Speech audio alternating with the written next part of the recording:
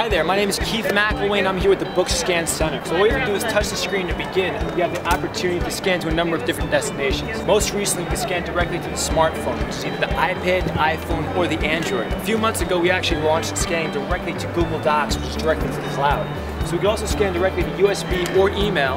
We can also plug in directly to a black and white or color printer. We can also scan to fax, network, IP, or any FTP access that you have as well. So if we go ahead and go scan with the smartphone, we click next. What it gives you right here is a few different options. You can scan in color, black and white, or grayscale. And you have the option, depending on whether it's going to be a photograph or text, you can scan a number of quality or different formats. So if we choose the PDF or searchable PDF, you can actually password protect it and encrypt it. Otherwise, we have a Microsoft Word document which is completely editable once you have it downloaded. And that's going to be a DOCX file format. Once we click next, what's going to happen is going to give us the copyright clause and the ability to scan.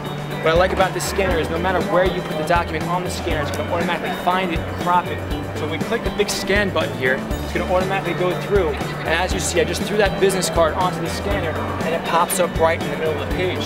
What we can do is we can actually grab and crop a certain portion of the card, apply the crop, retain the original document, and now you have the crop. What you can also do is grab the book and slide the book on just like this, and to protect the spine, rather than putting it down and breaking the book, you actually have the patented book edge design here to keep the book alive. But what's going to happen is the page is going to show right here. And again, you'll be able to crop it, you'll be able to grab a specific area, and you're all set. Again, you can click next. Once you click next, it automatically links to our server. You have the file live on your iPad. And it's just that easy.